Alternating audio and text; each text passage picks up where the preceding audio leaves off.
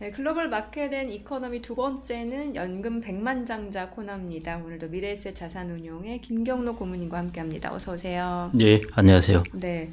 자, 지난번에 이제 고문님이 이래서 연금 운용을 잘 해야 된다라는 말씀을 주셨단 말이죠. 파이어족이 예, 되지 예, 말자라는 얘기를 주셨는데, 예. 제 주변에 보면 연금 운용에서 돈을 많이 벌었다라는 얘기를 저는 아직까지 들어보지 못한 것 같은데, 예, 연금 운용 잘 안 되는 이유가 분명히 있을 것 같아요. 예. 저도 이제 주변에서 많이 못 들어봤는데요. 네. 뭐 크게 보면은 두 가지입니다. 저희들이 이제 감독원이나 이런 데서 데이터가 나올 때 보면은 연금 수익률을 첫째 원리금 보장형과 원리금 비보장형, 이게 이제 일종의 투자형인데요. 이제 이거 수익률 비교가 나오거든요. 그러니까 제일 첫 번째는 내 자산을 예금에 두었느냐, 그 다음에 투자 자산에 두었느냐, 여기에 따라서 이제 큰 차이가 나게 되고요. 그 다음에 이제 두 번째 원리금 비보장형, 실적형이죠. 실적형 같은 경우에는 그 세부적인 성과는 나오지 않는데요. 세부적인 성과를 보면은 천차만별입니다. 네. 그러니까 뭐 연수익률이 20%, 30% 이렇게 되시는 분도 있고 마이너스인 분도 있고 하니까요. 그래서 실적 상품에는 차이가 어마어마하게 서로 많이 나는 거죠. 그렇게 본다면 결국 연금 성과의 차이는 내가 첫 번째로 예금과 투자 상품에서 어디에 배분했느냐, 여기에서 이제 첫 번째로 차이가 나게 되고요. 투자 상품으로 배분을 했다 하더라도 그 안에서 편차가 많이 나기 때문에 내가 투자 상품에서 어떤 상품을 넣었느냐 하는 것, 이 두 가지가 연금 상품의 성과를 뭐 다 결정한다고 보시면 되겠습니다. 네. 뭔가 연금 운용이 또 잘 안 되는 뭔가 이유가 구체적으로 있을 것 같은데 크게 두 가지를 말씀 주셨고 예, 그렇습니다. 구체적으로 좀 나열해 보면 어떤 것들이 있을까요? 제가 이제 방금 말씀드린 것은 이제 연금의 자산 운용에 관한 네. 것입니다. 연금을 축적하거나 할 때 일어나는 일들이고요. 결국 전체 연금은 그런 자산 운용뿐만 아니라 이제 생애에 걸쳐서 내가 연금을 소위 말해 관리를 해야 됩니다. 이건 일종의 운영이라고 할 수 있는데요. 그래서 그런 부분에서 우리가 유의해야 될 것들이 제가 이제 이전부터 곰곰이 생각해 보니까요. 한 5가지 정도가 있습니다. 그 5가지 정도는 오늘 좀 제가 컴팩트하게 하나하나 좀 네. 말씀드릴까 하는데요. 일단 결론부터 말씀드리면은 이제 연금을 중간에서 찾는 것. 예, 이 부분이 첫 번째이고요. 그 다음에 원금의 가격이 고정된 자산을 보유한다. 인데요. 이게 괜히 말을 어렵게 써놔서 죄송합니다만은 한마디로 예금을 갖고 있다, 그런 뜻입니다. 예금이 예, 제일 안정적인 것 같거든요. 그렇습니다. 예. 그러는데 연금에서는 이게 왜 안정적이 아닌가 하는 걸 이제 좀 말씀드리겠습니다. 네. 다 일반인들은 이제 그런 부분에 대해서 예금은 안정적이다 하는 그런 관념을 갖고 있는데요. 그렇지가 않습니다. 그걸 이제 좀 말씀드리고자 하고요. 그래서 제가 오늘 5가지 써놓은 것은 연금 운용을 망치는 습관으로 5가지를 써놓았습니다. 이렇게 하면 안 된다는 거죠. 예, 그렇죠. 예. 그래서 이거 이제 반면교사로 삼아야 아하. 되는데 연금을 중간중간에 찾는다든지 네. 내 연금 자산을 모두 예금으로 다 넣어놓고 이게 안정적이다 하고 이제 운용을 한다든지요. 네. 그 다음에 연금을 내가 젊을 때나 나이 들었을 때나 자산 배분을 똑같이 그냥 가져간다든지 하는 것, 이것도 이제 안 되는 일입니다. 뭐 주식형, 채권형 이런 그렇죠. 부분에 있어서 비중을 동일하게 맞습니다. 가져간다든지. 그 부분을 이제 좀 말씀드릴까 하고요. 예. 그 다음에 뭐 우리나라 경우에 지금 뭐 많은 경우에 그러는데요. 연금 자산에 들어가 있는 것이 거의 뭐 대부분이 국내 자산입니다. 네. 예, 그래서 이런 부분도 내 연금 자산을 길게 볼 때 국내 자산만 다 가지고 있는 것, 이것도 연금 운용을 이제 망치는 것 중에 하나라고 볼 수 있고요. 그 다음에 이제 연금을 인출할 때 지금 우리나라 경우에 몇 년 전만 하더라도 한 97% 정도가 일시금으로 인출했는데 네.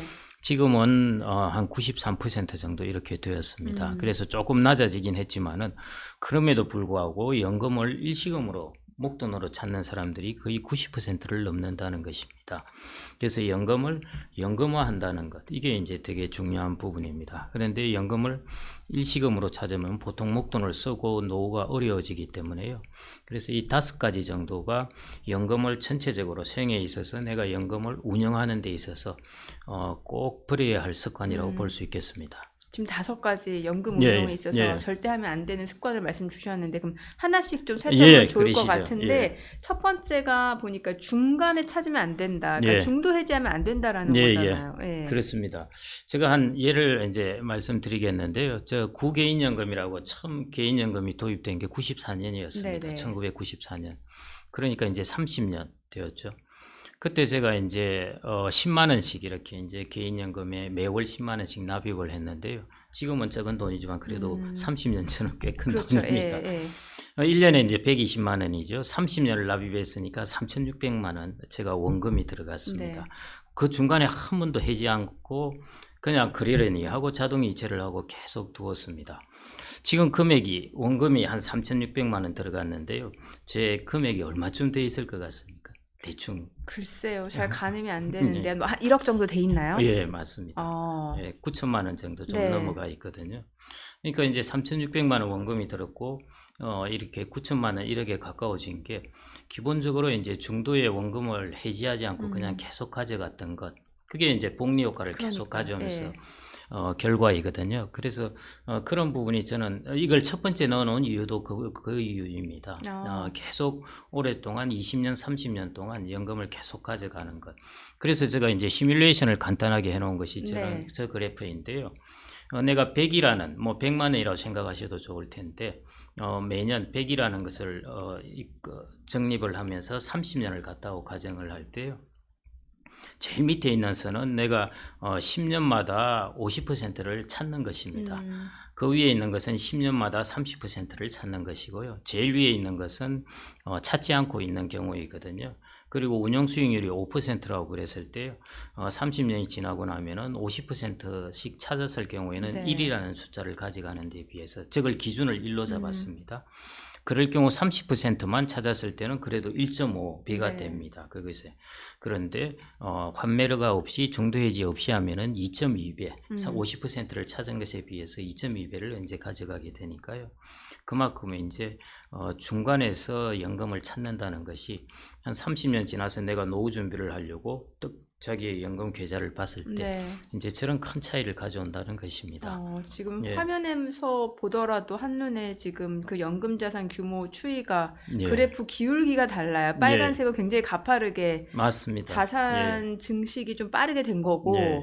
맨 아래 50% 환매한 네. 거는 그냥 기울기가 낮네요. 정확하게 보셨는데요. 예. 저도 그것까지는 말씀을 못 드리고 있었는데 저게 이제 찾지 않고 있으면은 네. 금액이 커지면서 이게 복리 효과가 커지는 그러니까요. 효과가 예. 저 그래프의 기울기에서 나타나죠. 그러니까요. 그 밑에 선들은 보면은 기울기가 기울기가 낮아요. 지난다고 해서 예. 이렇게 급해지지가 않습니다. 예, 그래서 저런 부분이 이제 복리 효과도 크게 가져올 수 있기 때문에요. 그래서 저는 첫 번째로 이제 중간에서 찾는 것, 이 부분을 가급적 중간에서 한번 찾다 보면요, 이게 버릇이 됩니다.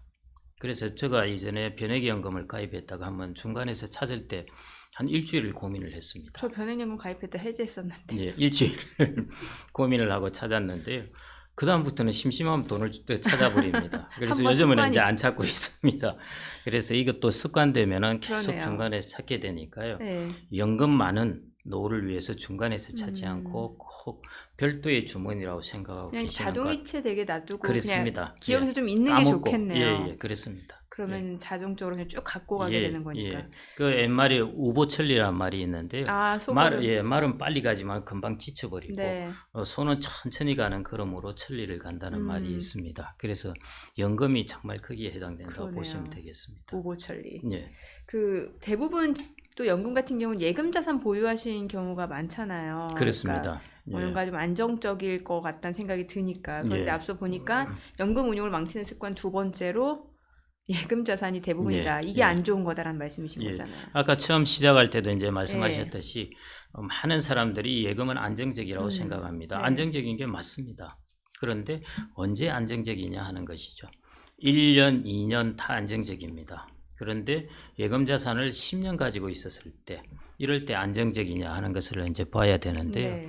예금 자산이 안정적이라고 하는 이유는 원금이 보장되기 때문입니다. 이게 참 인플레이션을 반영하지 못한다는 그렇습니다. 게 좀 예, 함정인 예. 것 같은데요. 원금이 보장된다는 것하고요. 예. 원금 가격이 고정되어 있다는 것하고는 다릅니다. 네. 원금이 보장되어 있다는 것은 내가 최소 수익률이 나빠져도 원금이 보장되고 수익률이 높아지면은 원금이 올라가겠구나 하는 네. 것도 원금 보장이에요. 네. 그런데 예금은 원금 보장이긴 하지만은 원금 가격이 고정되어서 변하지 않습니다. 그렇죠. 여러분들 예금 자산을 갖고 있으면은 이자는 받는다고 생각하고요.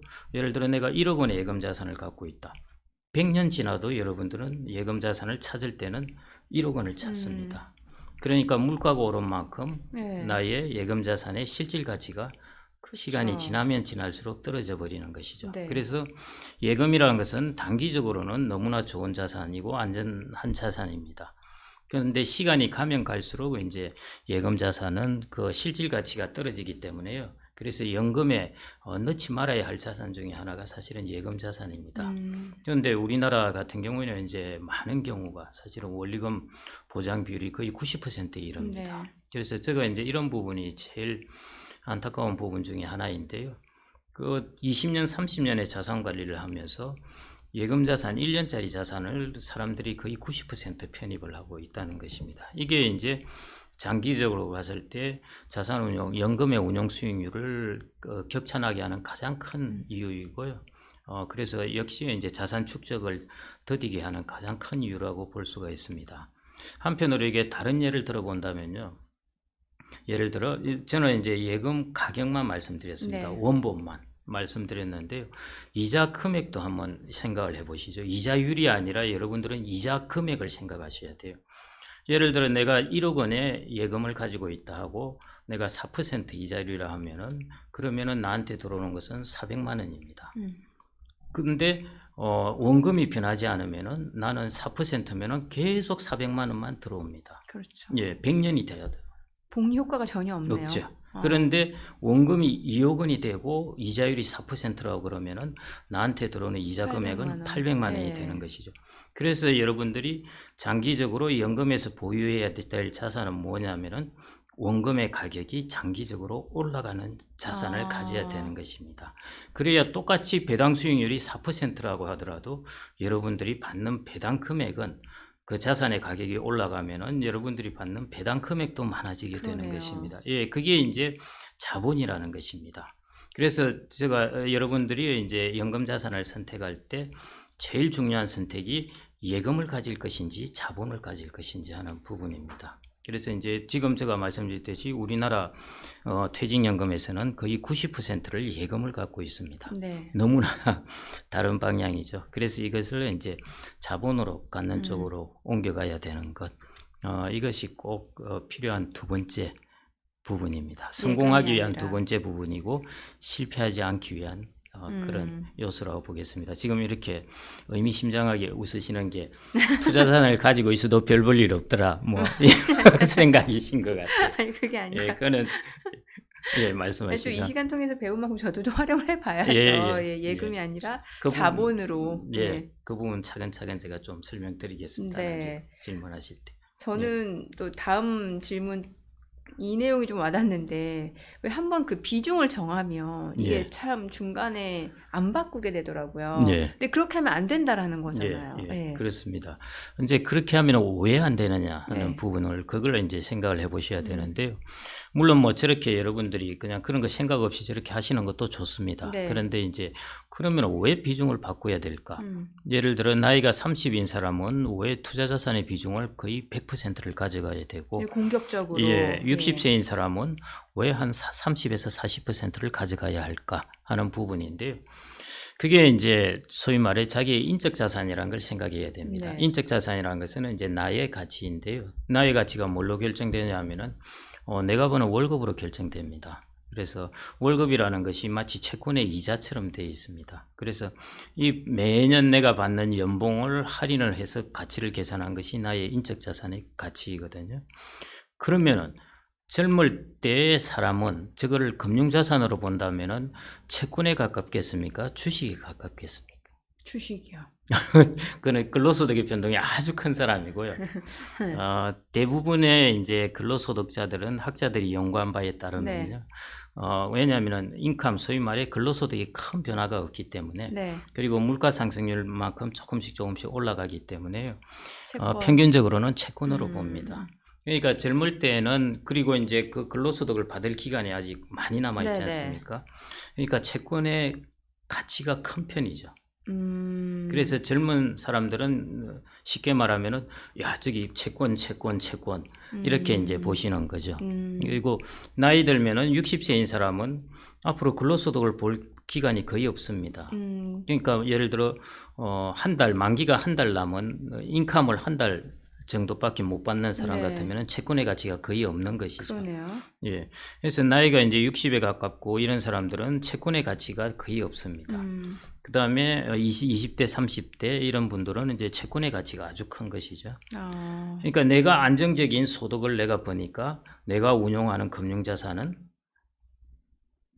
리스키한 자산으로 수익률을 추구해야 되는 자산으로 해야 가장 좋은 포트폴리오라는 것입니다. 그러면은 쉽게 제가 이해를 하고 있는지 모르겠는데 예. 저는 이렇게 생각을 했어요. 젊을 때는 좀 공격적으로 가져가는 그렇습니다. 게 좋아서 주식형 비중을 늘리고 채권형 비중을 좀 줄이고 예, 예. 나이 들수록 오히려 채권형 비중을 조금씩 늘려가는 게 예, 맞습니다. 맞는 거예요? 예, 예, 아. 맞습니다. 그래서 왜 주식형 비중을 늘리냐면은 나 자신이 채권이기 때문이에요. 아, 그렇게 생각을 해야 되는 예, 거예요. 나 자신이 채권이기 때문에 이런 자산 배분에서 제일 중요한 원칙이 뭐 친구를 사귈 때하고도 비슷한데요.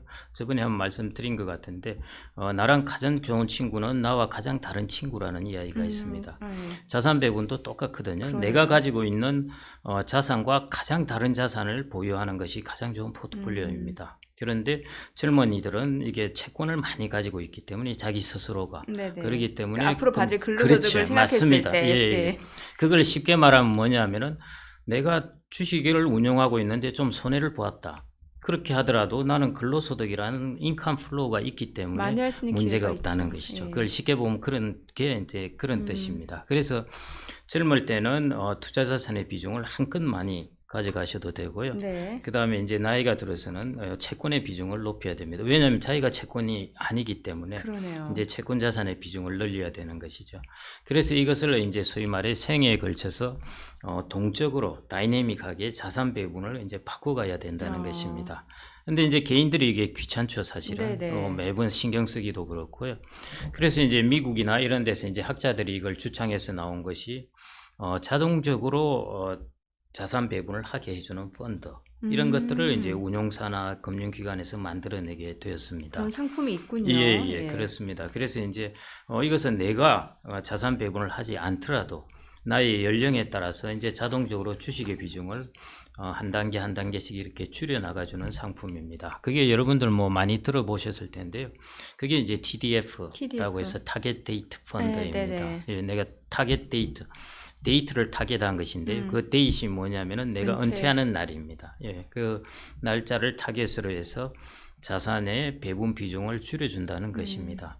그래서 여러분들이 이제 내가 젊었을 때나 나이 들었을 때나 자산의 위험 자산의 비중을 똑같이 가져가는 것 이런 부분은 좀 이제 지양하시는 게 좋고요. 그 다음에 여러분들 스스로가 하실 수 있다면은 내가 젊었을 때는 위험 자산의 비중을 아주 높여갖고 그 다음에 차츰차츰 50대에 접어들게 되면은 이걸 낮추어가는 것 이런 식으로 스스로 하셔도 되고요. 네. 그게 내가 스스로 하기 귀찮다고 생각되면은 타겟 데이트 펀드 TDF를 활용하셔도 되고 요즘 디폴트 옵션이라는 것도 나왔습니다. 맞아요. 예, 네. 디폴트 옵션도 보면은 그 안에 타겟 데이트 펀드가 들어가 있습니다. 그래서 그 타겟 데이트 펀드 들어가 있는 디폴트 옵션을 이제 선택하셔서 하셔도 됩니다. 저 디폴트 옵션 그거 했는데 예, 좀 공격적인 걸로 했거든요. 잘하셨습니다. 아직 그렇게 해도 되나요? 예, 예. 좀 더 나이 들면 바꿔요? 그 안에 아마 디폴트 옵션 내에 TDF를 넣으셨을 네네. 수도 있고 혼합형을 넣으셨을 네네. 수도 있는데요. 뭘 넣으셨는지 저는 모르겠는데 혼합형. 혼합형요. 네. 그러면 이제 자산 배분 비중이 일정하죠. 변해가는 것이 아닙니다. 네네. 예, 그래서 그 부분은 나중에 나이가 좀 들면은 이제 스스로 조정해 나가든지 디폴트 옵션 상품을 바꿔버린다든지 뭐 이렇게 함으로써 가능하고요. 첫 번째 방금 말씀하신 대로 위험 자산의 비중을 이제 높여서 고위험으로 네. 가져가시는 것은 그것은 뭐 아주 잘한 선택입니다. 혹시 뭐 한 4, 5년 지나면서 조금씩 어려움이 네. 있을 수는 있는데요. 그냥 꾸준하게 밀고 나가시면은 왜냐하면은 또 매월 적립을 하시잖아요. 네네. 어차피 그렇기 때문에요. 거의 뭐 크게 걱정하실 필요 없습니다. 제가 방송을 통해서 개인 상담을 하네요. 예, 아닙니다. 뭐 아주 잘하셨습니다. 그리고 또 그 연금 운용을 망치는 습관 중에 하나가 국내 자산만 갖고 있으면 안 된다라는 거는 결국 그렇습니다. 글로벌 자산을 좀 운용을 해야 된다라는 걸로 저는 이제 인식이 되는데 예. 글로벌 자산도 되게 여러 가지 종류가 있는 거잖아요. 예. 이제 제가 또 이제 이런 말씀을 드려서 그러는데 아까는 왜 그럼 젊었을 때 내가 또 위험 자산의 비중을 높여야 하는가? 마찬가지로요. Y 글로벌입니다. 왜 글로벌이냐 하는 것이죠. 그러면은 글로벌 중에서 왜 어떤 나라로 가야 하는가? 네네. 이걸 이제 좀 고민해 보셔야 되는데요. 우리나라가 제가 일본 이제 1인당 GDP 한 그래프를 띄워봤는데요. 네. 며칠 전에 그런 이야기가 나왔죠. 독일이 드디어 GDP에서 일본을 앞섰다. 네, 어. 이런 이야기가 나왔는데요. 그 전에 일본이 당연히 인구도 많고 했으니까 앞섰죠. 근데 네. 독일은 계속 추격해 와서 이제 일본을 앞서게 됩니다. 일본의 1인당 GDP 그래프를 보시면요. 1994년을 정점으로 해가지고 30년 동안 저렇게 옆으로 기고 있습니다. 저렇게 이제 변동이 보이는 것이 이제 엔화가 강세일 때, 약세일 때 들쭉날쭉 하는 것인데요. 그런 부분을 이제 중립화하고 보면은 거의 30년 동안 1인당 GDP가 35,000달러에서 4만 달러 사이에서 4만 4천 달러 정도죠. 그 사이에서 그냥 왔다 갔다 했습니다. 30년 동안요. 예. 그게 이제 우리나라도 이제 저 길을 따를 가능성이 크다는 것이죠. 저성장인 예. 거죠. 예. 이창용 하는 총재께서 이제 취임하고 나서 얼마 안 있어서 한 이야기 중에 하나도 장기 저성장이 걱정된다 이런 이야기를 했었고요. 또 작년에도 그랬고 그랬습니다. 그래서 이제 장기 저성장은 우리나라가 뭐 지금 작년에 이미 1%, 1.4%, 올해 뭐 2%라고 그러진 하겠지만은 작년에 커다란 어떤 변수가 없이 성장률이 낮았고 네.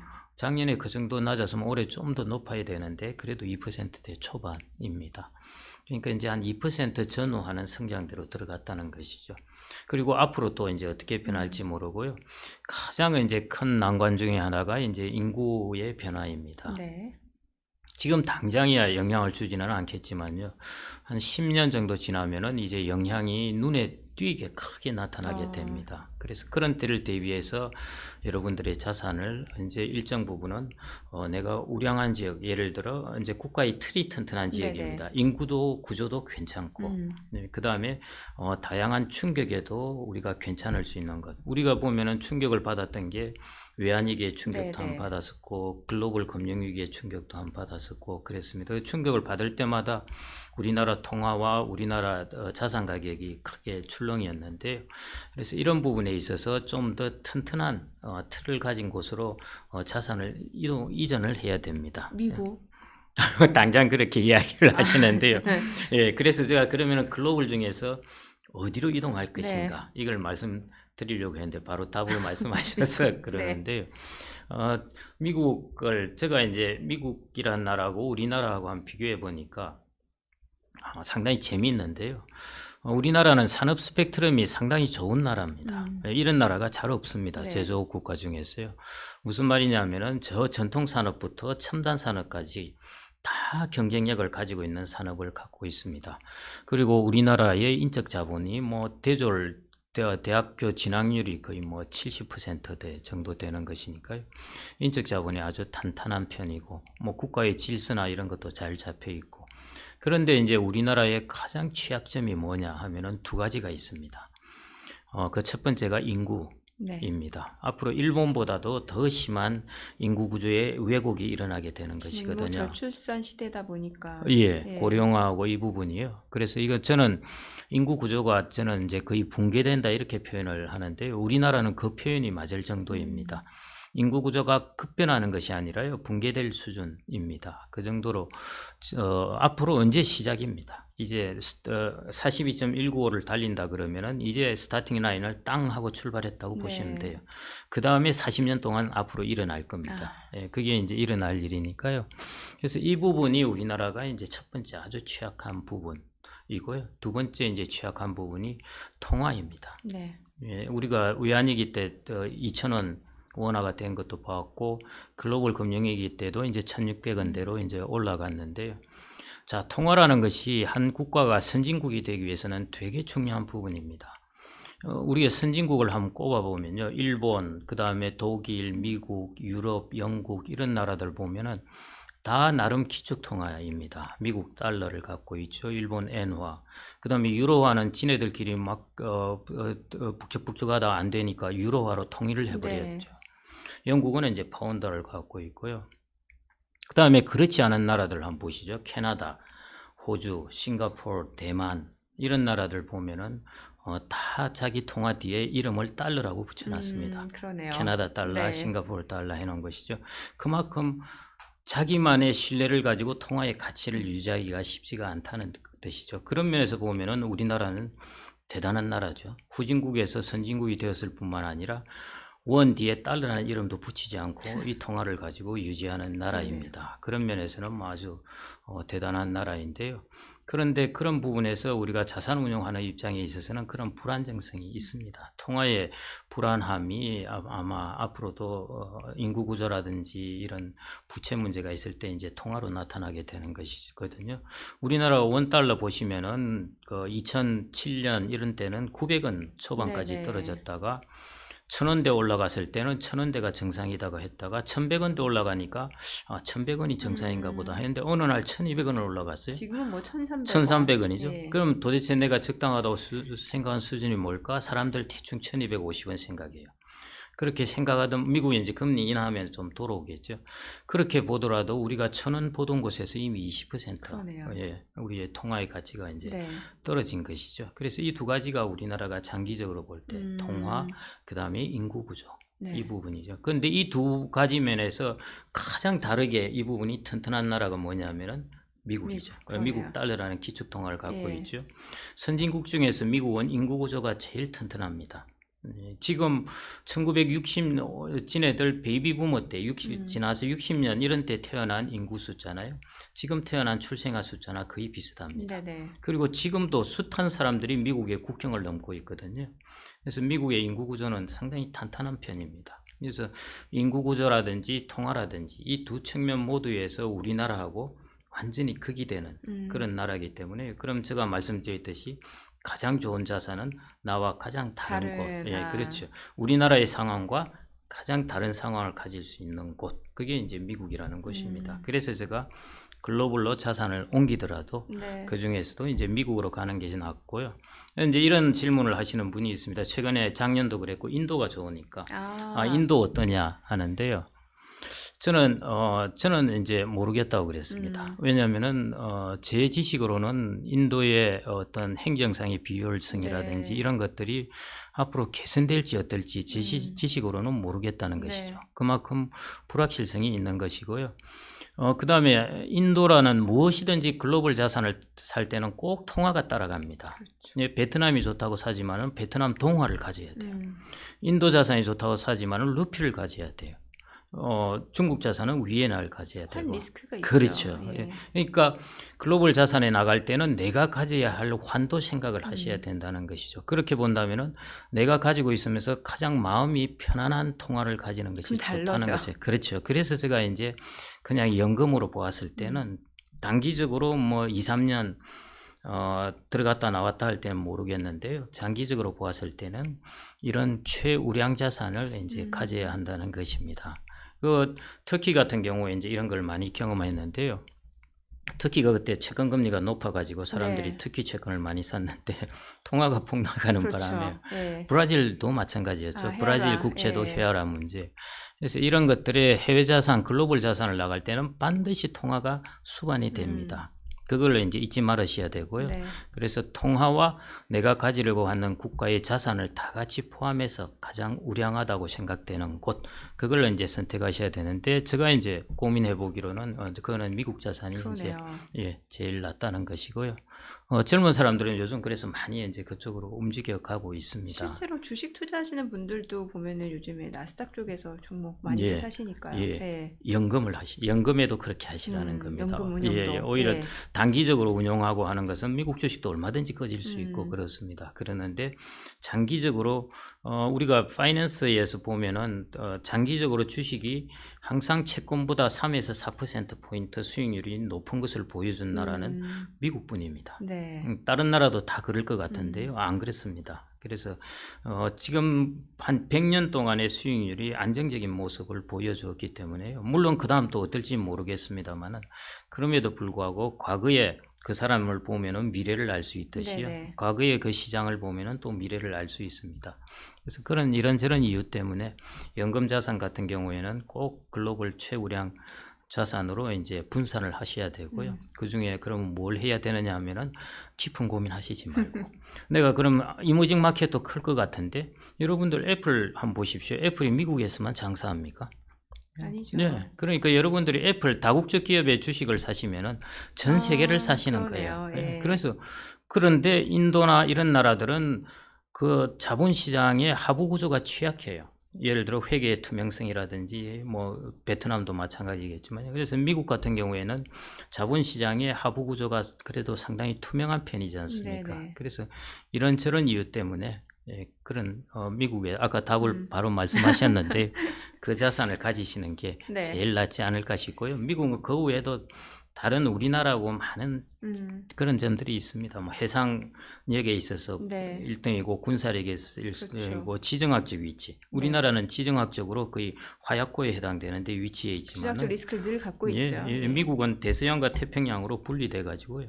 정말 지정학적으로 좋습니다. 그래서 이런저런 면에서 우리하고 좀 다른 특징을 갖기 때문에 그렇게 꼭 자산을 연금 자산에 갖고 계시면 좋을 것 같습니다. 네. 자, 그리고 인출할 때 이것도 예. 문제가 된다라는 건데 예. 대부분은 저도 그렇고 뭔가 좀 목돈이 손에 쥐어지면 좋거든요. 예. 뭔가 이걸로 당장 뭘 할 수 있을 것 같고 네. 이 연금 운용되는 것보다 내가 뭔가 더 초과 수익을 낼 수 있을 것 같고 그런데 이제 네. 고문님 말씀을 들어보면 이게 인출, 목돈을 한꺼번에 인출하는 게 아니라 연금화하라는 예, 거잖아요. 예, 예. 네. 목돈을 한꺼번에 인출하면은 내가 자산 운용을 잘못해서 그렇다는 것보다는요. 목돈이 생기면은 자기도 모르게 돈이 여기저기 빠져나갑니다. 제가 아는 국회의원 한 분이 이제 한 10년도 더 됐는데요. 그때 돈으로 한 5억 원 좀 넘어 갖고 계셨는데 어느 날 그 적시연금에서 넣고 연금을 받기로 하셨다는 거예요. 네네네. 그래서 이 이유를 여쭤보니까 이제 밑에 자식도 있고 그러는데 내가 이 돈을 가지고 있는 거 보면은 내가 안 줄 수도 없고. 근데 이제 보험사에 연금에 넣어놓으면은 누구도 손을 못 댑니다. 네네. 이거는 스스로도 이거는 해지를 못 해요. 그러니까 그런 부분에 있어서 이제 일종의 목돈의 리스크로는 저는 이제 운용을 잘못한다 이런 부분도 있겠죠. 네. 있는데 예를 들어 창업하는데 돈을 쓴다든지 보통 했다. 그런 경우도 많아요. 이런 예. 부분도 당연히 있고요. 그 다음에는 이제 목돈으로 잘못 금융 사기를 당하기도 하고. 똥파리가 꼬인다고 하죠. 맞습니다. 사기를 치는 사람들은 정말 귀신같이 돈 누가 냄새를 돈을 가지고 맡아요. 있는가 합니다. 네. 예. 하여튼 항상 레이더를 누가 돈을 갖고 있냐 여기 두기 때문에요. 그래서 그 부분 그런 리스크가 오히려 큽니다. 그리고 그것뿐만 아니라 우리가 연금을 축적할 때 되게 중요한 기간이죠. 그런데 연금을 인출할 때가 더 어렵습니다. 더 까다롭고 더 어려운 이유가요. 내가 연금을 축적할 때는 내가 대략 몇 살에 은퇴할지 알 수가 있습니다. 네. 근데 연금을 인출할 때는 내가 죽을 때까지 소득을 만들어야 되는데 문제는 죽을 때가 언제인지 모른다는 겁니다. 예, 그래서 훨씬 까다로워요. 그리고 근로소득도 없기 때문에요. 네. 매번 이제 자산을 팔아야 되거든요. 그래서 자산 가격이 떨어졌을 때 팔면 손해고 이런 문제도 있습니다. 그래서 이제 이런 이제 이거는 우스갯소리가 아니라 실제로 그러는데요. 네네. 연금 자산을 가지고 퇴직을 하고 내가 투자를 하면서 살아갈 때 10년 동안 시장이 안 좋으면은 그 사람의 노년은 끝났습니다.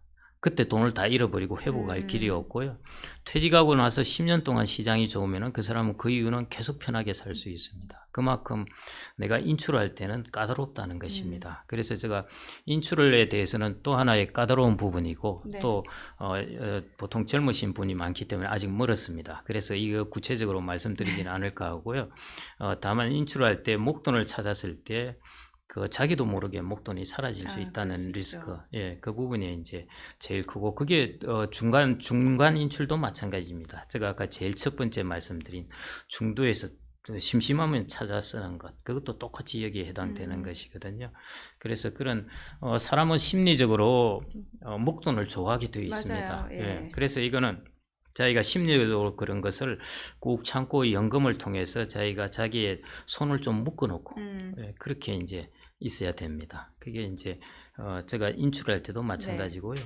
중간에 운용할 때도 중간에서 해지하고 하는 것 그것도 똑같이 적용될 수 있다고 보겠습니다. 연금 운용 망치는 습관 5가지 말씀 주셨는데 예. 왜 그렇게 하면 안 되는지 예. 혹시 저기서 가장 중요하게 예. 생각해야 될 게 있어요? 있습니다. 어떤 거예요? 제가 저기 4번으로 적어 놓았는데요. 아, 나머지는 이제 뭐 여러분들이 쭉 보시면 될 것 같고, 네, 원칙적으로는 중요한 게 축적 때는 투자를 하고, 네. 인출 때는 연금화를 한다. 아, 이것은 네. 꼭 머리에 넣어 놓으시기 네, 바랍니다. 네. 이건 교과서의 한 문장처럼요. 네. 축적 때는 투자, 인출 때는 연금화. 네. 그 다음에 이제 축적 때 관련돼서 제일 중요한 것은 글로벌 최우량 자산. 아까 그 답을 또 미국 네. 자산. 예, 글로벌 최우량 투자를 하자는 것입니다. 그게 제일 중요한 것이고요. 그래서 제가 이제 특히 이제 미국엔 혁신적인 기업들이 많지 않습니까? 젊은 사람들에게 제일 중요한 부분 중에 하나가 자기의 일자리를 AI가 위협할 수 있다는 것입니다. 그렇죠. 예. 그러면은 트럭 운전사가 있고 자율주행 트럭이 나올 것 같아 그러면은 트럭 운전사는 자기가 받은 저축한 돈으로 어떻게 하는 것이 가장 좋은 방법일까요? 트럭 이 운전. 트럭 운전사가 불안해서 나는 예금을 차곡차곡 쌓아야지 하는 것이 올바른 방법일까요? 어떤 게 그건 올바른 아니잖아요. 그렇죠. 예.